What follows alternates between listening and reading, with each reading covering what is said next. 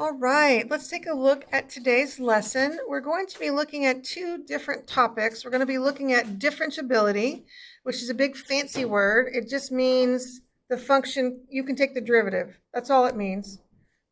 So what does differentiability mean? It means you can take the derivative. Also known as the derivative exists. That's all it means. Differentiable, it just means you can take the derivative. So there are actually three reasons why a function is non-differentiable, and I'm showing them in graph form like a picture so you can look at them. And it's something that you just have to memorize. It's like on the formula quiz, I'll ask when are functions non-differentiable, and I'll give you like a 1, 2, 3. I'll give you 3 blanks, and this is what you would do. You would put cusp or corner. That's one reason. Sometimes I have students thinking that's two different things, but it's really not. It's the same thing. So that's number one. Number one, it's a cusp or corner. Okay, number two, some kind of discontinuity, really any kind of discontinuity. We talked about types of discontinuities last time. Do we remember what those 3 kinds are? Jump, removable, and yeah, the infinite, where there's a vertical asymptote, the infinite. So there's 3 kinds, and all those 3 kinds would count in type number 2, where the function is not differentiable. Lastly, and I will tell you, this is a vertical tangent. Some students get this confused with vertical asymptote. All right, where would vertical asymptote fall? Is it going to fall in type 1, 2, or 3? A vertical asymptote would fall in this category if you want to talk about asymptotes, because it would be not continuous, right? That would be, like something like that. That's one of the discontinuity reasons. It is not this one. This is a vertical tangent line. A vertical tangent line is different than a vertical asymptote. So you have a picture right here. See that vertical tangent line at A, that red line. What is wrong with the vertical tangent line? What is the slope of a vertical line? It's undefined. That's why the derivative doesn't exist there, because the slope is undefined. So a vertical tangent, the slope is undefined. And what I'm wanting you to connect, the 2 concepts in your brain together are value of derivative equals slope of tangent line. That concept is tested in so many different ways, and that just really needs to be in your brain. The value of the derivative is the same as the slope of the tangent line at that point, whatever that x value is. Okay, so that's differentiability. That's one thing that we're talking about today, is to determine when functions are not differentiable. The other thing we're going to talk about is estimating derivatives, and we really have 3 main ways to estimate a derivative. Type 1, we can estimate a derivative from tables. When we're using tables, we would use the average rate of change formula. Okay, so let's remind ourselves what that is. That should just trigger, right now, it should trigger a vision in your head of what that formula is. When you say the word, average rate of change formula is f of b minus f of a over b minus a. So if we have a table like this shown right here, we can estimate the derivative. We can estimate the derivative by using this formula. Now, we know that's not a derivative formula. That's just a way to estimate. And so if, for example, we were asked to find f prime of 1/2, or the derivative at 1/2, we would come over here to the table. We would look to see where the 1/2 fell. It's right here. All right, that's where it falls. So I would use, in that formula, I would use f of 0 and f of 1. That's what I would use, because that's what that immediately surrounds the 1/2. I would use those two values, f of 0 and f of 1. Now, we're not asked to do it, but if we were, we would use the formula to complete that. Now, if I were asked to estimate the derivative at 2, what I would do is I would use so here's 2. I would use the ones on either side. On either side. That's what I would do. So I would use f of 1 and f of 3. That's what I would do if I were estimating. That's kind of hard to see, isn't it? Can y'all see that okay with the green, f of 1 and f of 3? Okay. So that's one way to estimate a derivative at a point with a table. Okay, are we all comfortable with that? All right, so the second way is from a graph, and there are two different kinds of graphs that you will be faced with. One, well, there's actually 3 different kinds, but we're not getting to second derivative yet. One is the position, f of x is the position, and the other is the first derivative. Those are the types of graphs that we would be faced with for estimating a derivative. Okay, so here's what we would do. Now, it's important because each graph is read differently. So one of the most common mistakes that I see students make is thinking they will have one graph when in fact they have the other, like reading a graph wrong. So that's something that's very, possible. So I don't want that to happen. So we're going to write out exactly what we do for each kind. So if we have the position, what we do to find, we're just going to write instructions so we know. How do we do this? To find f prime of 4, that's the one we're asking to do, from f of x graph,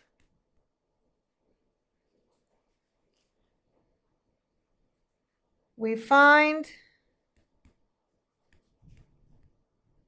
the slope of the tangent at x equals 4. That's what we do. We find the slope of the tangent at x equals 4. That's how we treat position graphs. All right, so this is our position graph. Here's 4. 4 is right here. So I'm going to be looking for slope. So I'm going to be trying to calculate this slope right here in that section. Okay, that's what I'm going to be doing. And that's like a horizontal line, right? So what is my slope at 4? Is 0.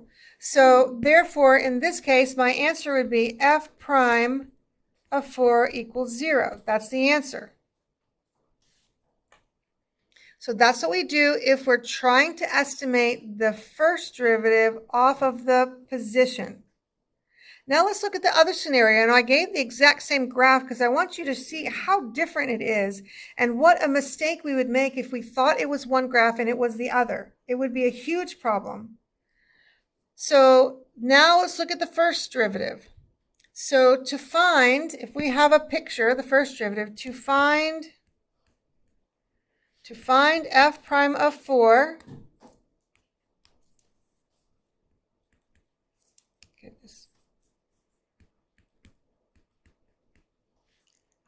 from f prime of x graph. So to find f prime of 4 from the f prime of x graph, we find the y value at x equals 4. That's what we do. We find the y value at x equals 4. So we got our x equals 4 right here. Okay, now I want my y value at x equals 4. So I want this value. Okay, and what is that y value? Negative 3. So in this instance, f prime of 4 would be negative 3. You see how vastly different we read those graphs? It's so important that we understand. That's one of the, when you see a graph in a problem, I want you to circle what kind of graph it is or make yourself a note, because that will hopefully prevent you from mistakenly using the wrong information. Okay, how are we doing?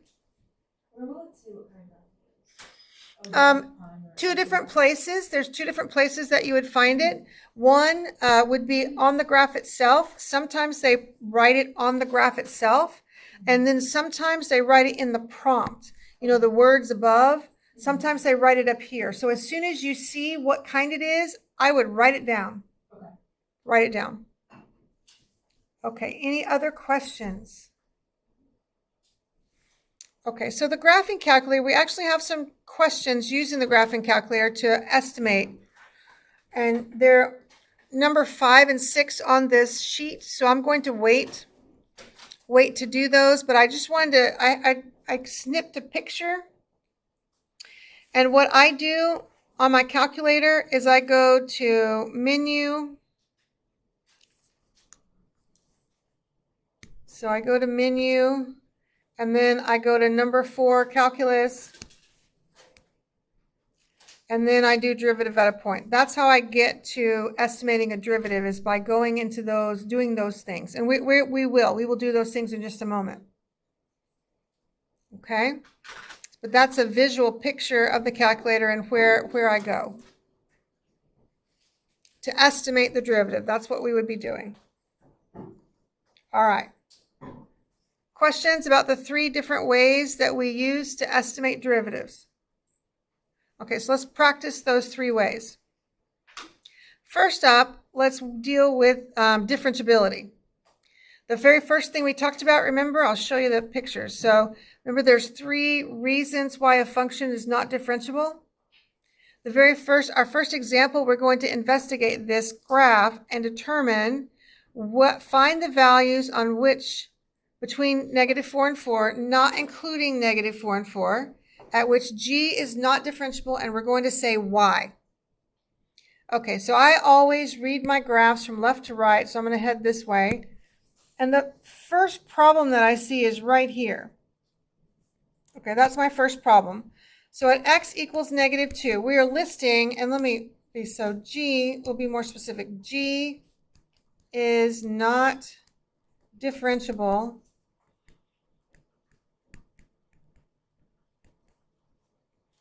at, and let's list. So the first one is at x equals negative 2. What kind of problem do we have going on at x equals negative 2? We have a discontinuity. Very good. Because, and you can abbreviate because, BEC period, discontinuity. Okay, so let's keep moving to the right. My next problem I see is right here at 0. That's a problem. Why is x equals 0 a problem? Because it's a cusp. Because, and you could say corner or cusp, doesn't matter. They are different. Let me explain. A cusp kind of comes down in a curve that's kind of curved like that, or it could face up. It doesn't matter. A corner actually approaches. It's like approaches, and maybe it looks like absolute value of x, or maybe it looks like that. That would be an example of a corner, where, you know, it's like a line and then there's this weird curve on it, or like absolute value of x. That's definitely a corner. But those words, they're not going to be picky about which one you use. You could use either one for that reason. All right, continuing to move to the right. My next problem I see is right here. What's the problem right there? There's a hole. So it's not differentiable because we can just say discontinuity. You could say a hole if you want to. I'm just going to use those words that they did on that other slide, discontinuity. And that's our example for figuring out about discontinuities. Okay, are we okay? All right. I'm actually going to go to 2 before I go to 1b. Just it flows better. We're gonna work this one before I go down there. So we're gonna sketch the graph of f prime. This is, and I'm gonna circle it, this is f. Okay, that's what this is. This is the position. So how do I read the first derivative off of a position graph? What do? I look at slope. Okay, that's how I read the first derivative off of position graph. So I'm going to investigate what these slopes are. So this piece right here looks like that slope m equals -1. Is the derivative going to exist right here? No. No, so there's going to be like a circle there because the derivative isn't going to be there. I'm just making myself notes. I'm making myself notes on the position so that I know what I'm doing. Okay, now here, that slope is a 1. That's nice that they gave us such easy slopes. Is the derivative going to exist at 0? No. That's going to be a hole. There's not going to be any derivative at that x value. Okay, so now let's look at this slope. That looks like was a -1. And again, I hope you're seeing the pattern. There's not going to be a derivative there. I'm just going to put a hole there because there's a corner. And that last slope, rise 1, run 3. So that is what, 1/3.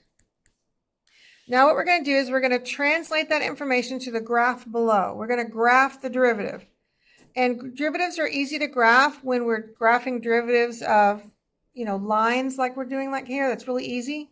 It's much harder if they're not lines. So I'm going to go at, let's see, 1, 2, 3, 4, 5, -5. 1, 2, 3, 4, 5. We're right here. And I'm going to go to a -1. I'm going to put a little hole there because the derivative doesn't exist on these ends either because it's not continuous. Bless you. And then I'm going to draw my line to what, -2, and I'm going to stop. Okay, that's what the derivative would look like, the graph of the derivative so far of that function that we're messing with up there. Why would it be like a horizontal line? Because this slope is the same the whole time, right? If I look here, the slope is -1. If I look here, the slope is -1. Here, all of those slopes are -1, and the slopes are the y values of the derivative. So I'm basically plotting the y values of the derivatives, and all those numbers, all those y values would be -1 because all those slopes would be -1. Is that okay? Yeah. Okay. All right, so now let's look at this. From -2 to 0, my slope is 1. So I'm going to pop up here at 1, and I'm going to go to 0. And now why am I drawing a horizontal line? Absolutely, because the slope is 1 all along that line, right? The slope is not changing. It's 1, 1, 1, all the way along that line. Is everybody okay? All right. Then the next section from 0 to 2, my slope is back down to -1, and I'm going to go to 2. Okay. The last piece is at 1/3, so I've just got to estimate, it's just a sketch. So I'm going to go like right here, and that's my derivative graph. How are we doing? So what are we working on? What concept are we working on? We are trying to look at how the first derivative and the position graphs are how they're related, how they react together and interact together. That's what we're looking at. How are these graphs related? That's what we're doing right here. How do I find the first derivative off the position? How do I do that? I look at the slope. How do I find the first derivative off a first derivative graph? How do I do that? I look at the y value. Those are critical pieces of information that we need to understand or memorize so that we will be able to do any kind of problem we're faced with. Okay? All right, now that leads us to this one. This one's a little weird. This came out of our textbook, so you might have one like this on your homework, which we don't have the homework open yet. I think it's open next time. But at any rate, this one's weird. Now, luckily, I'm not asking you. So this, let's write what this is. This is G prime. This is the derivative. This is G prime. So now we're going to do the opposite. On this question, we look to see, so this is F. So stay with me. This is so like new. These are nuances right here, ladies. If you understand the nuances, you will do well. These are nuances. Okay. I am getting on number 2. I was getting information from the position to graph the derivative. Now we're going to go the other way. We're going to see how is the derivative related to the position. How is it related? That's what we're doing on this last question, this question on this page right here. So what happened when this right here, we got some straight lines like this. Why? Why did we get straight lines like that? Because that's the slope. That's why we did. That's the slope, right? So this, we're just going to write this down.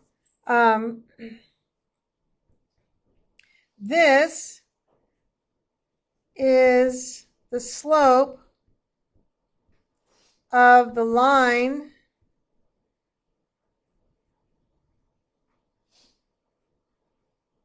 between -4 and -2 on G. That's what that is. We could even draw, I mean, I don't have a y value, but we could approximate. That's the slope of the line. So G is a line right there. G is a line. So what do these little holes mean? What's going on right here? How come there's little holes right there? What?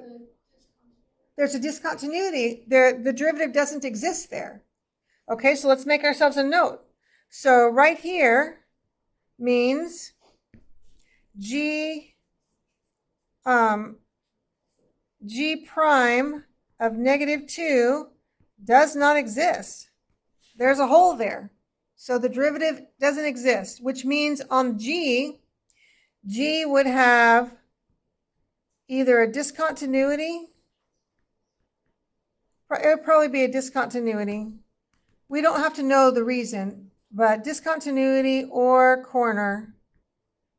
Something's going on right there. A discontinuity or a corner. And again, it doesn't matter. We don't have to know what it is. We just need to know there's a problem. The derivative doesn't exist there. Okay. So what is the, so I'm going to pause here for a second. Are we okay from -4 to -2? All right. So now let's look from -2 to 0. Let's pay attention to the y value. What is the y value of these points here on this curve? Isn't that negative? So that means that F prime is, G prime. G prime is less than 0 here, right? It's negative, which means, and this is something we will investigate later, but this is just a concept, that G is decreasing. When G prime is negative, G is decreasing. Okay, these are linked together. When G prime is negative, G is decreasing. What do you think is happening when G prime is positive? It's increasing, exactly. When G prime is positive, greater than 0, G is increasing. What is the line just a straight horizontal line? Which one, dear? Like the ones that are curved, that aren't just a straight line. Oh, those. So what happens is these will map to a curve because like at this location on G, the slope is going to be like a -1. And at this location on G, the slope would be like a -2. And at this location on G, the slope would be like a -3. Does that make so the slope is changing? The slope is each one of these y values maps to a slope of a tangent line on G. So so G is decreasing, and that would be the slopes of all the tangent lines. Okay. And they're not going to make us draw it. It's just a conceptual we need to understand. So let me do like, well, so this part right here is where G prime was negative.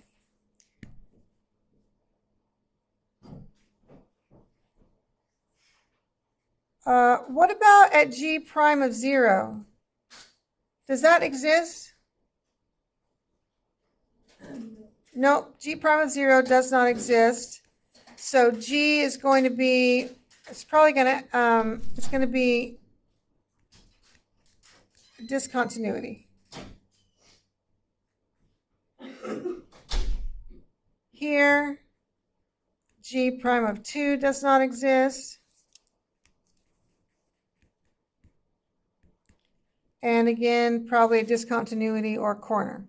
And again, it doesn't matter. In fact, you don't have to even say what's the reason. You can just say it doesn't exist. The very last piece is this one right here. G prime is less than 0. So G is what? Decreasing.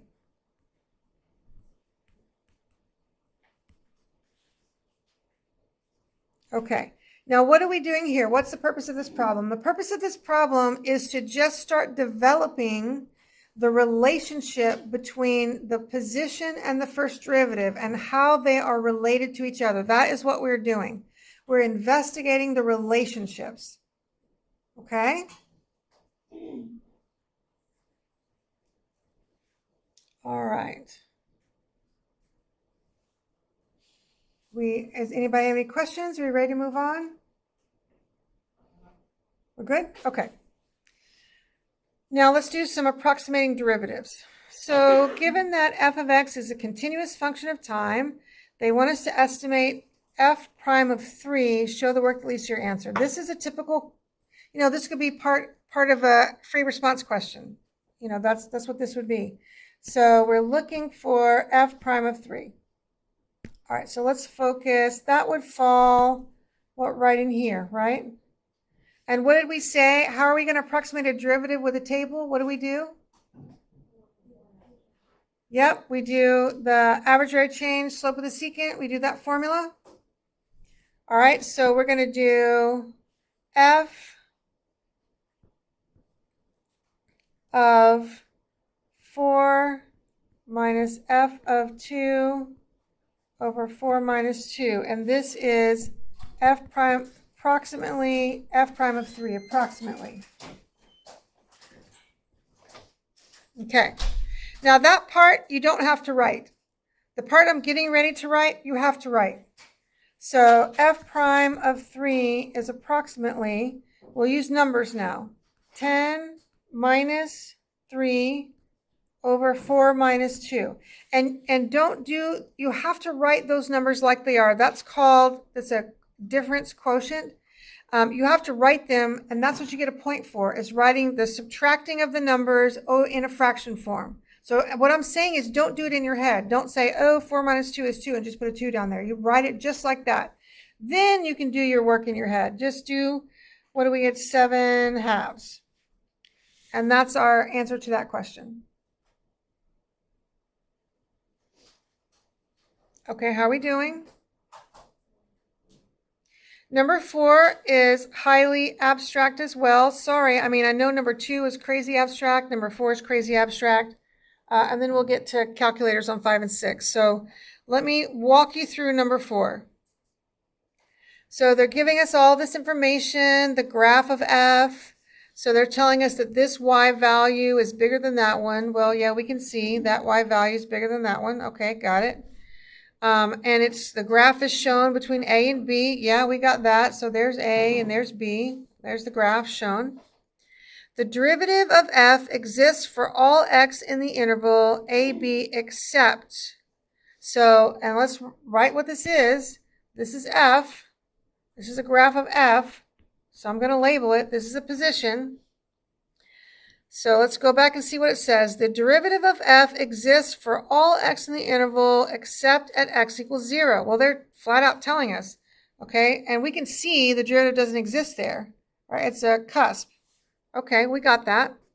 For how many values of c does this bizarre thing equal? So here I'm gonna give you some math interpretation. All right. Well, I know we just learned this formula last time, but does anybody remember what this formula represents? It's the alternate form of the derivative. That's exactly what it is. This is definition of the derivative. So what is this calculating? So this is calculating the value of the derivative. That's what it's doing. That calculates the value of the derivative. All right, now let's focus on this one right here.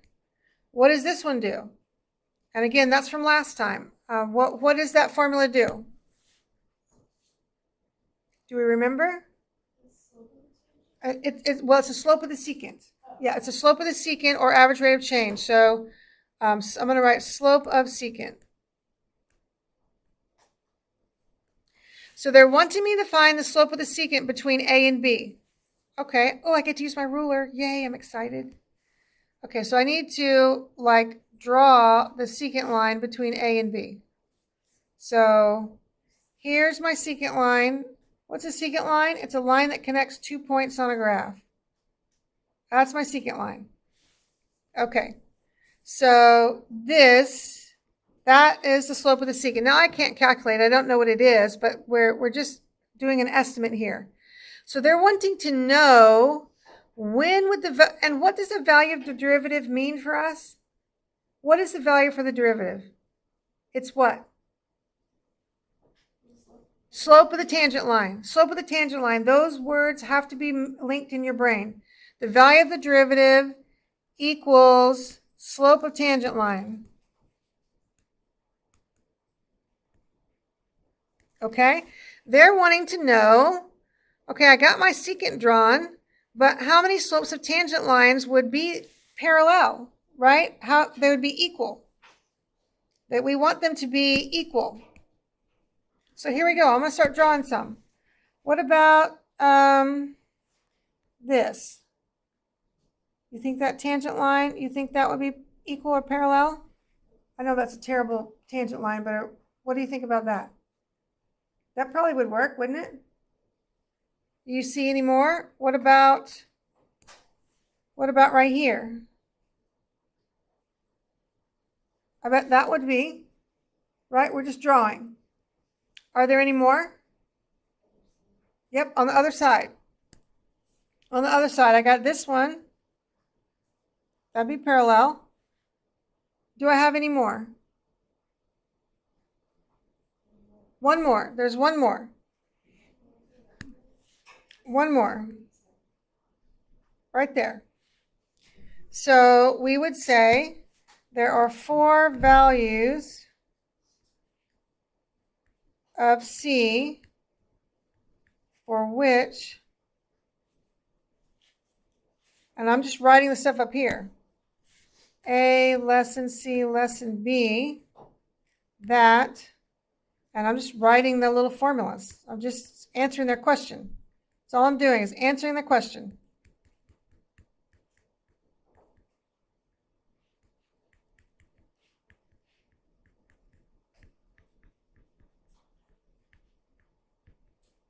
And that's the answer for the question. That will come into play later on when we get to other theorems. That's kind of important, that. It's kind of important. But we're just investigating. We're just investigating. We learned those formulas last time. What would that look like? Here's what that would look like if they were equal. Okay, we ready to get the calculators out? Okay, let's learn how to use it. And I'm actually going to start with number 6 first because it's easier. We'll go back to number 5. Number 6 is literally making the calculator find that derivative. That's what it's doing. So what work do I need to show? I need to say f prime of 1.3 equals. That's the work I need to show. Please don't do anything else. Please don't, when you have a calculator derivative, please don't try to find the derivative by hand. Just use the calculator, okay? So we're going to go to the calculator. So let's go to our calculator. I'm going to add calculator. And I'm going to get to my derivative by clicking menu. I click menu. Everybody with me? Menu, calculus, C number 2, derivative at a point. That's where we're going. That's what we're going to do. The variable is x. What value do I want? 1.3. I want the value at 1.3. I want the first derivative. This calculator actually allows you to find other derivatives. We want the first one. Okay. All right, so now I'm going to type in the little equation here. So it's what it was, natural log. Where's my little ln? And then that's a fraction. So control divide, I got to put it in a fraction because that's what I do. 1 over 5 minus x.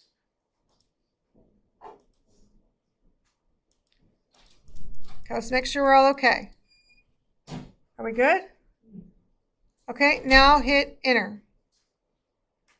And there's my derivative value. Why does it have the little yellow triangle? That's a good question. I don't know why it's being fussy. Oh, it's being fussy because this is natural log. And natural log, you know, is really picky. But that's still a positive answer, so I really don't know why it's fussing at us. That's an okay answer. So that's our derivative. Let's go back to our paper and write that down. So our derivative is 0.2702. Okay, great. That's easy peasy. This one is number 5 would be a typical multiple choice question on a test. Okay, so they say let f be the function given by. Okay, great. On the following values of x, at which does the line tangent to the graph of f have the greatest slope? We need to. So what is this asking? What does this want? This wants to know which is the largest, and where do we get slope from? The derivative. We want the largest derivative value. That's what we want. Well, how do you think we're going to find the largest derivative value out of 4 numbers? Yeah, we're going to have to find the derivative at the 4 numbers. I mean, that's how we're going to find it out. Okay? So now let's, is everybody okay? All right, let's go back to our calculator, and I'm going to show you how I would do it. There are other ways to do it, other ways. I would go to my grapher, so control page. I'm going to add a graph page because I want to store the function, so I don't want to have to type that function in over and over again, and there's probably other ways to store the function, but this is my boring way. So I'm going to put in 2 x to the 4th minus 5x cubed. By the way, please don't try to do the derivative by yourself. Make the calculator do it. When you have a calculator, plus 2x plus secant of x over 2. One other caution. Please be sure that you are in radians. If you are in degrees, you're going to get completely different answers. Be sure you're in radians. So I've got 2x to the fourth minus 5x cubed plus 2x plus secant. Okay, we okay? I'm going to hit enter. I'm just storing it there. That's all I'm doing. Storing it. So let's go back here. So now what we're going to do is we're going to do our derivative business. So menu, calculus, derivative at a point, x. I first want the value at -1. So I'm going to write in -1. I'm going to do that one first because it's first. Okay. So right here, I stored that function as f. So I click var. See, it's right there. There we go. That's what I want of x. I want it to calculate that derivative for me. And I hit enter. Oh, the little stinker. I don't want a number. I don't want that big fat mess. Don't you all hate it when it does that? Yeah, it's control enter. I just forgot. So You saved that whole equation as? I saved f inside of my grapher. So we'll just hit, will it do it from here? No. Okay, there we go. So it's -21.311. So if y'all would write that on our paper, -21.311. Yes. Yes, the biggest number. It means the biggest number. No, it means the literally biggest number. Like on the number line, the farthest to the right. Okay, so let's go up here and let's grab this. And I'm going to change it to, what do we want? A 0. Enter. Oops, control enter. And that's 2. See how I can do that? That's so nice. Just go grab it. Let's grab it and change the number to 1. Oh, snickles.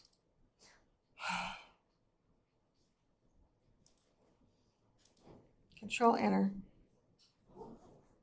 -4.668. Are y'all comfortable with that? Can I just write the numbers down? Are y'all okay? Yes. Okay, thank you. I'm just going to write the numbers down. So this one, f prime of -1 was -21.311. This one, f prime of 0 was 1.999 or 2. This one, f prime of 1 was -4.688. This one, f prime of 2, of course it was the last one, although we really wouldn't know. That's the biggest one, so that's the winner. Okay?